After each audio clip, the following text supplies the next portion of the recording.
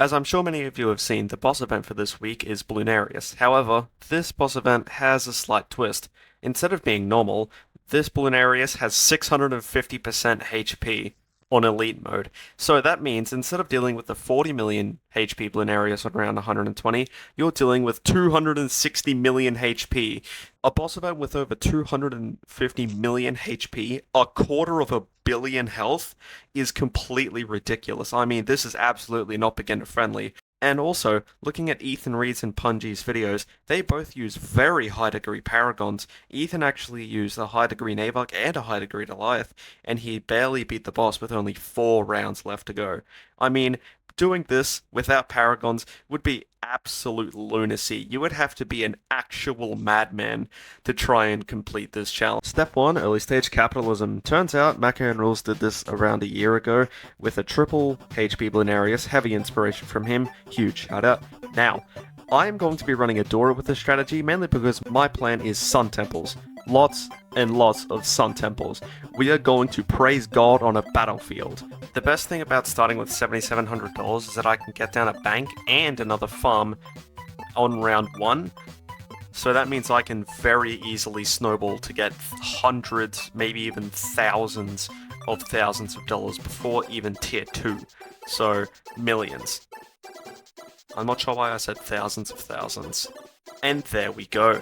A round 13 Monkeyopolis. Usually we're getting these on round 31, so getting one on round 13 is extremely good. This means I can get down maybe like a boat for some defense, and then I can get farms. Nothing but farms. I'm going to get rich off of popping helium balloons. And now that I'm at round 40, and a balloon that is literally 11.5 times stronger than a round 100 BAD pops out on screen, the first thing I'm going to do is get down more farms, because I want to get the Furious. My short temple was more than enough to defeat the tier 1 boss. It has 325,000 HP, which is what you'd usually see on tier 2, but the Mad is the Mad. So he just destroys everything, especially with the buff the ability got. And what do I do once I defeat the Bloonarius? I immediately sell the Mad. I use the extra money that I got by selling the Mad to replace all my marketplaces with BRFs. BRFs are way stronger than central markets, especially because they pair well with buffs from the village and from overclocks, but also they just make more money. It is now time for the tier 2 boss to arrive. It has almost 2 million HP, however, the Mad exists. Yeah, I'm just going to use the Mad to cheese the first 2 tiers of the boss, but it's great damage for how cheap it is. Well, 60,000 isn't cheap, but it is a lot of DPS, especially when you buff it. And yes, I am going to be buffing the Mad with Overclock and a Jungle Drums Village. But before I get the MAD, I'm going to actually get down to more farms first.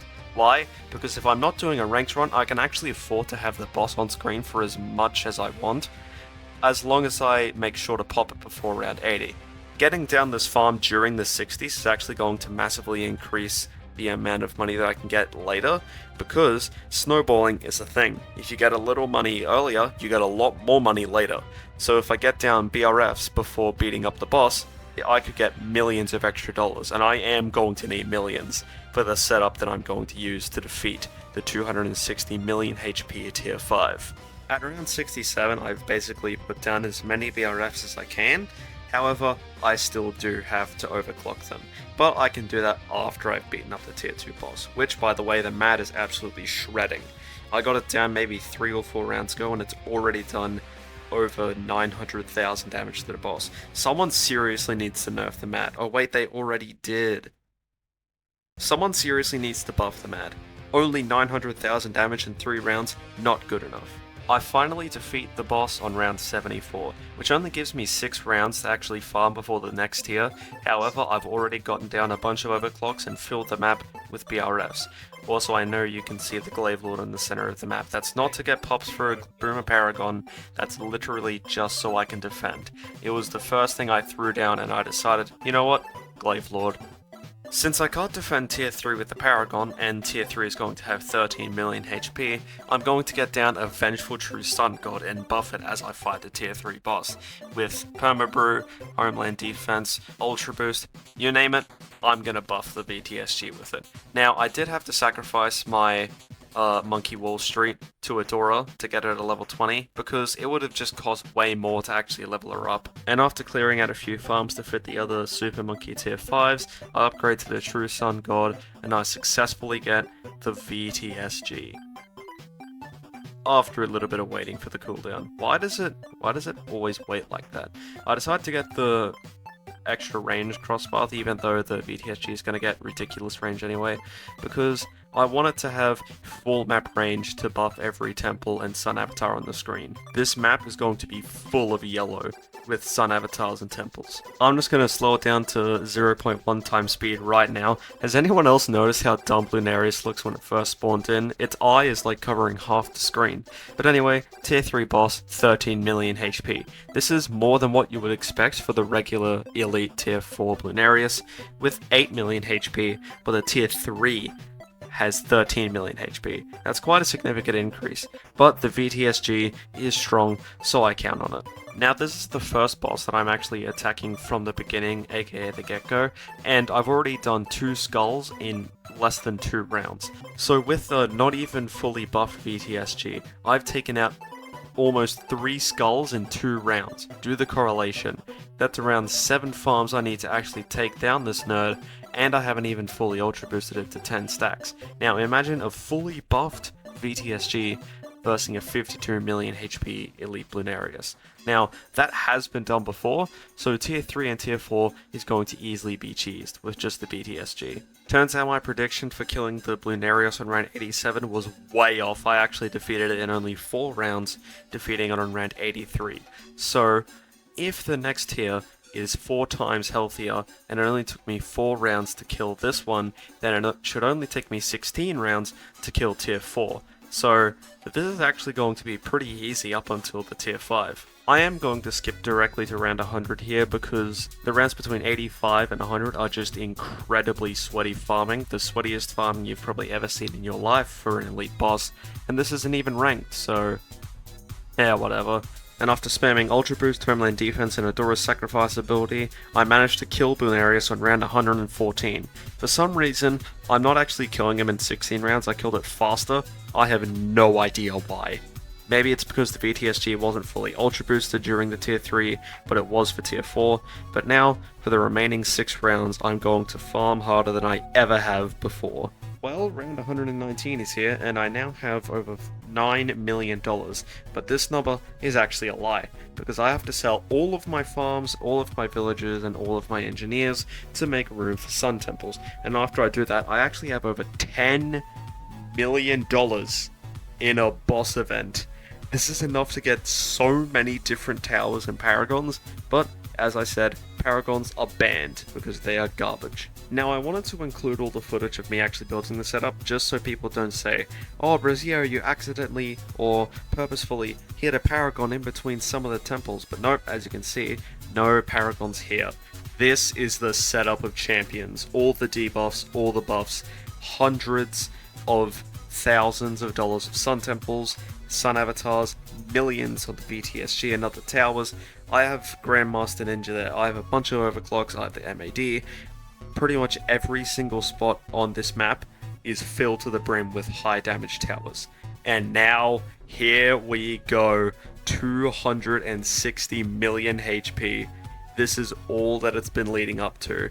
This is the final boss of final bosses. Obviously, I'm not going to show you the entire boss fight in normal speed because guess what? This tier alone actually took me an hour and a half. I'm not even kidding. I have an hour and a half of just this, watching a yellow screen full of yellow projectiles blasting away the strongest boss balloon to ever exist. So obviously I'm going to speed it up and put epic music over it, just to make sure that all of you can get the full experience and also to prove that I'm not cheating. Of course, if you want, you can skip to the end of the video. You don't have to watch this epic boss battle in 20 times speed. But if you do, then sit back, relax, and watch the epicness.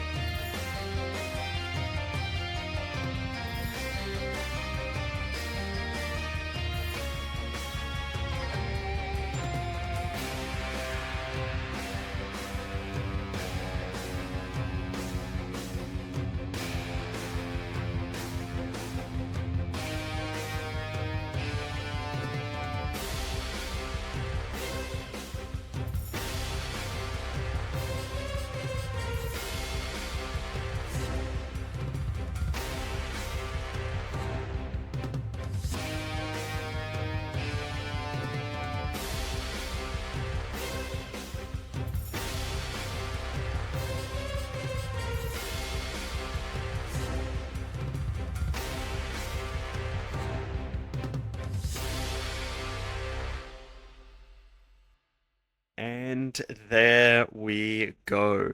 260 million HP, 131 rounds, not a single Paragon ever placed. This was nuts. I cannot believe that you can actually beat a 6.5 times elite tier 5 boss with no Paragons. I mean, Paragons are extremely useful. They do a lot of boss damage. The first time I actually beat this elite boss, I used the Ace and the Wizard with really high degrees to just absolutely throw this boss around. What's the maximum amount of health that a boss can have before you can't beat it without Paragons? Now, this was at only 80% speed, not 100% speed, so if I assume that it was actually 25% faster, and if I account for the rounds, then I would say the maximum amount of HP that a Bloonarius can have is maybe 500 million. So, Ninja Kiwi, I am waiting for the 1250% HP Bloonarius event. I am very excited to beat that one without Paragons. It's only going to take me 3 hours,